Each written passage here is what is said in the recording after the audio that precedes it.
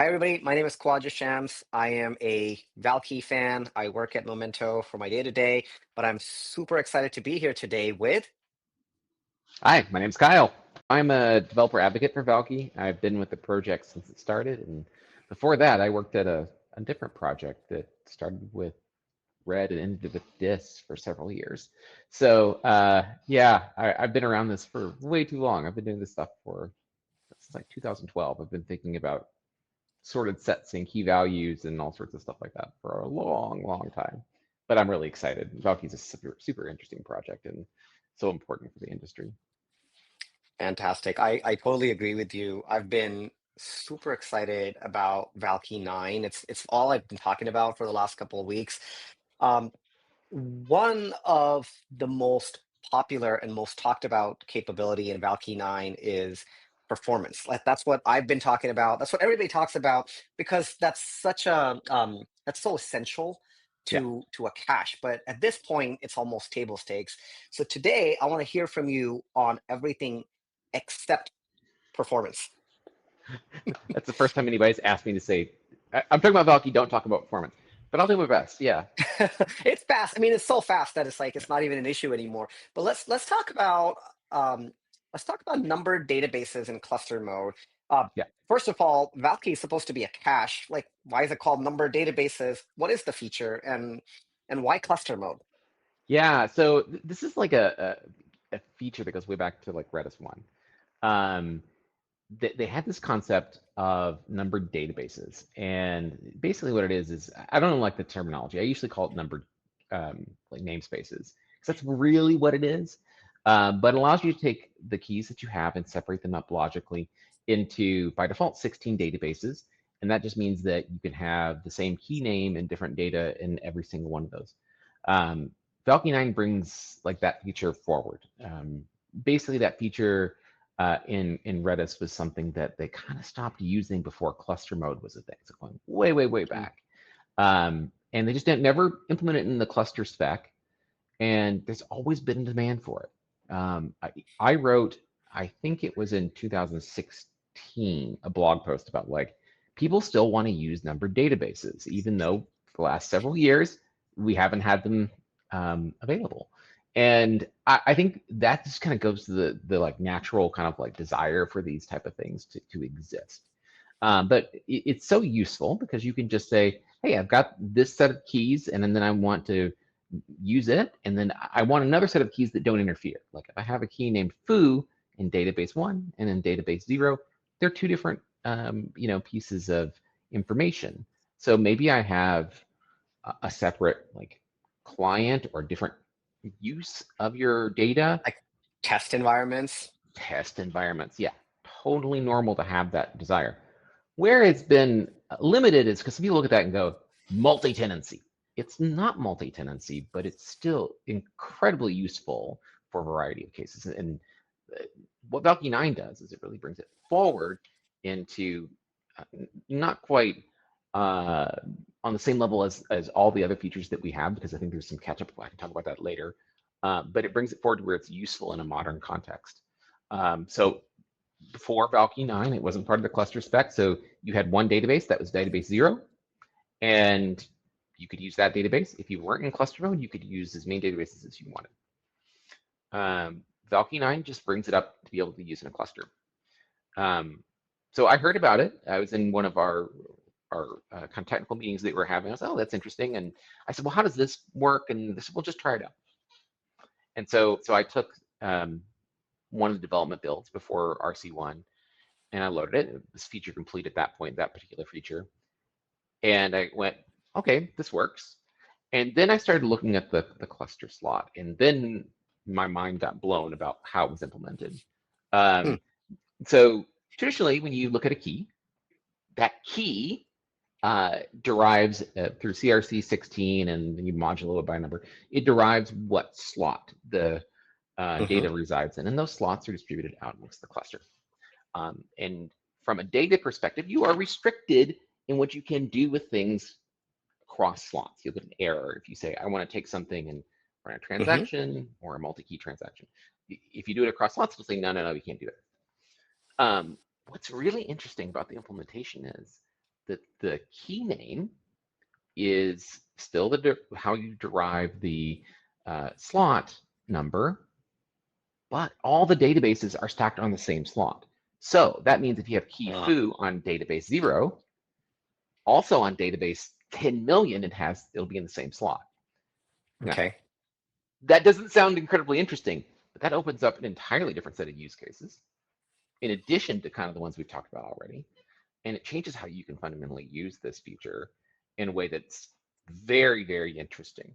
One of the things that we've been doing for years, and this was the advice why they said, I want to use databases previously. What do you do instead Hmm. if you want to kind of like logically divide up your data? We said, well, you use a key prefix, and your prefix might be, application one colon, and then the rest of your key. That works. But the problem with that is it's incredibly wasteful in multiple Hmm. ways. Um, so if you have application one, that's several bytes of data, and that's on every single key that you have. So if you have application two, three, four, five, um, matters a whole lot. And what we kind of know about people's usage of Valkey is they don't tend to put a lot per key. They put, you know, Hmm. dozens of kilobytes is more normal than dozens of megabytes. So when you look at the ratio, you end up using a lot of your storage is devoted just to keys.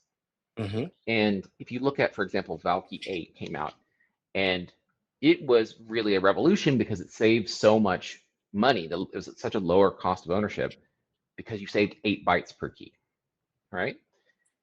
Now, if you think about what you were doing before, where you had this kind of prefix and you said application one colon and the rest of your key, instead of doing that, split it up by database.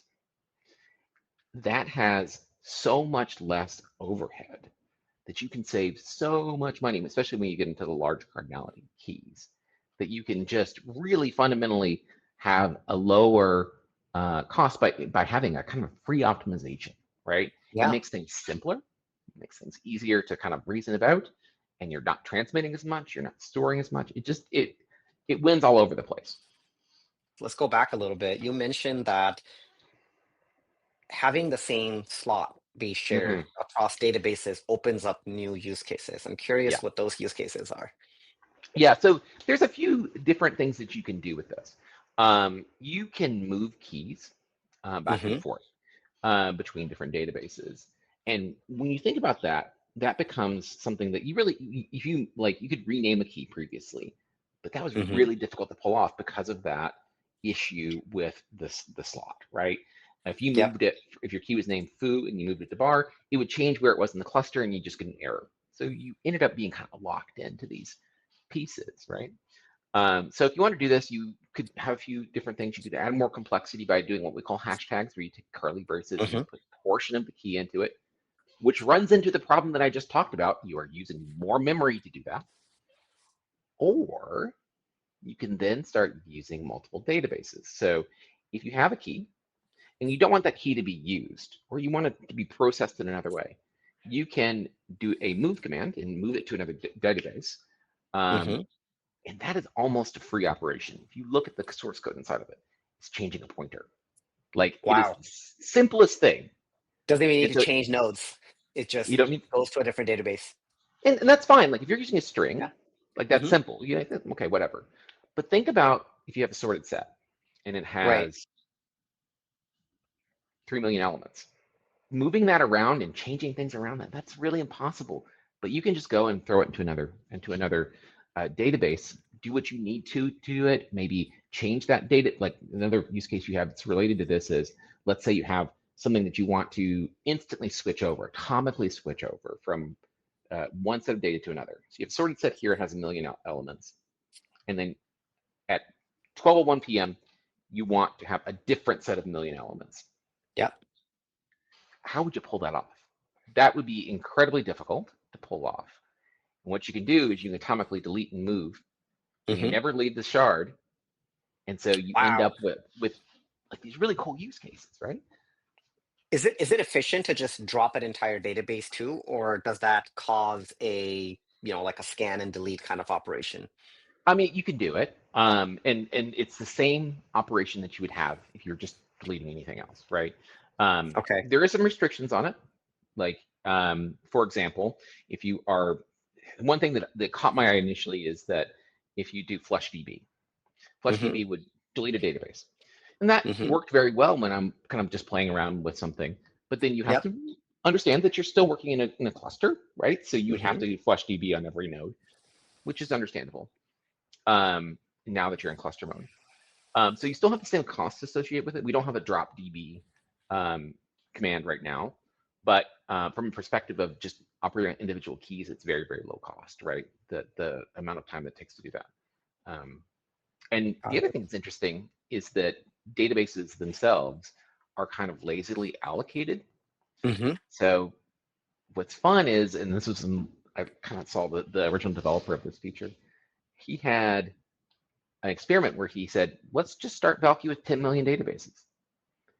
And it didn't have any overhead. Now, Mm. if you have a key in each one of the 10 million databases, yes, absolutely. But if you have a key in database zero and a key in database 10 million, there's really functionally no overhead for that. Very little, like, you know, allocating numbers worth of Hmm. data. So they've made it really lightweight to have like really, really high cardinality number of, well, not be a high count or high cardinality number of databases. And so you can do these kind of things that have, you can make the numbers have meanings and so on and so forth. So yeah, I mean, you have this ability to move the things around that you never really had without adding a lot of complexity with hashtags. And that's understanding a lot about Valkey that most people just don't care to learn. Yeah. So yeah, I think it opens up like all these really interesting possibilities. If you start thinking about like what we could do with this, like right Hmm. now, databases work great, right? You can use them, they work fine. But when we start thinking, let's add other things to it, like one of the things that we already have an issue for is named databases, right? Mm. Logical named databases. And I think there's a growing consensus of that. Seems like that's a really good idea, It's right? a great idea because if I had to rename application one to application 20, like I would have to go rename all the keys, whereas here it's just a reference change. Yeah, we have a lot to work out there, Hmm. but that's something that we can work on. And then if you start thinking about too, like what happens if we start changing some of the properties of the key space? Now we have the ability in a pre-existing form that doesn't change every single command Hmm. to start implementing really interesting features on top of Valkey. And that all kind of starts from the nugget of the database. So I think it's kind of like a watch here sign because there's a lot of possibilities that we can do with it. But even as it is right now, somebody can roll in and just take something, start saving memory with it, or having new use cases entirely just Yeah. by going select for instead of not worrying about a database at all. And then select is the command where you switch databases Hmm. for those who haven't used it. But I'm yeah, really excited about this. I mean, I have my own wish list that's not on the roadmap yet. Maybe we'll just contribute to it. But yeah, things like limiting the size of a particular database is very exciting. Per key, per database throttling is pretty yeah. interesting for, to make sure that a particular database, how do I kind of sandbox my test environment so that it doesn't Hmm. take up all the RAM, cause eviction, or take away my throughput and so forth. Um, it is very, very exciting. Now, this notion of being able to do 10 million databases on the same Valkey node, is that specific to Valkey 9? I think I saw a blog from you earlier on this, or is it just the cluster mode integration that's new to Valkey 9? Yeah, so I think that actually is new to Valkey 9. There was questions around like, well, what happens when we have a cluster mode? Like it made it impossible to have that very high number of Hmm. databases in the past. But what we did is we had to rewrite a lot of the stuff behind it. And the questions were like, how does that affect our overall, overhead for databases? And so there's a lot of care that went into when a lot of that rewriting occurred to make sure we could support those very high numbers. So officially, it's not part of the scope, but they made sure when they rewrote it that it was efficient. Um, so it's just really interesting to see that this feature that has been dormant for 12 years, 13 years, now has a new life to it because we are thinking about things like you know how do we expand it out? I really like your positioning of it as namespace. I like that terminology a lot better than the database too. But if you start thinking about partitioning my my data by namespaces and what I can do with it, like my mind kind of explodes. I totally get what you said about it wasn't part of the official scope. The the power of the Valky community, like um it keeps there's this like relentless under promise over deliver thing that keeps happening. Just a few months ago in July, I interviewed Madeline and she said, "Oh yeah, we have some performance upgrades coming, but they're not going to be there till Valkey 9.1." And then she flat out lied because Valkey 9.0 included those performance upgrades, and now you have this 10 million databases thing, Yeah. which wasn't really intended, but there's so much momentum and so much velocity in the pace of innovation inside the community that like things are just coming out faster than ever. Yeah. And you know what I really love about the Valky community is that it's a lot of people with the same idea about something. Now, we all have differences, of course, Yeah. but one of the kind of key ideas is if we can make very small changes that affect a very large amount of the software, we can make a giant impact. When we're talking about, I mean, for most people building an application in 2025, they don't think about the number of bytes something takes Yeah. up. But that is like on everybody's mind when they're thinking about Valky. And that's where a lot of this comes from, right? Like paying attention to the very small details Hmm. and then understanding the ramifications of those small details at scale and across big data sets that makes a big difference for people. And it can be performance as well. When we're talking about saving a few milliseconds here, nanoseconds, whatever, extremely small, unperceptible amount of time we're talking about, um, we're thinking about that. Um, and so you're right. It's like under delivering because a lot of the stuff is, hey, we had this minor tweak. Whereas, I think a lot of projects would go like, yeah, is that really an impact to people? But when we see somebody saying saving 8 bytes, it's like people pay attention, right? And that's how we really move in the project a lot. And Absolutely. sometimes things come out a little differently than we think, right? Like I know we're talking about performance. You hear the blog post that was about 1 billion operations per second. Um, that's really not about 1 billion operations per second. That's really about a higher number of nodes, and we cleaned up a lot of Yeah. how what kind of scale we can achieve. So you have 2,000 nodes practically achievable now. But I'll also say like one of the other features in Valkey 9 is hash field expiration. Hmm. Um, and that's where you have a hash map and you want to expire an individual field in that. Something that, again, people have been talking about for absolutely years. It just took the care to implement that in a reasonable way. And I can tell you, the Rand, who's one of the people who wrote this, one of my colleagues, he spent an absolute just eternity agonizing over Hmm. how we need to do active or passive expiration. And Hmm. like for most people, maybe it'll have an effect, but at scale, it had a massive effect on the general responsiveness of the cluster. So again, it's just paying attention to those little details and making sure that they make sense for everybody. And we're definitely trying to look at it from a perspective of, hey, I'm running something that is at small scale today, but I want Hmm. to ensure that when I'm running at small scale today, we'll be able to scale up to whatever it is, right? And that's why I think people stick with a software like Valky.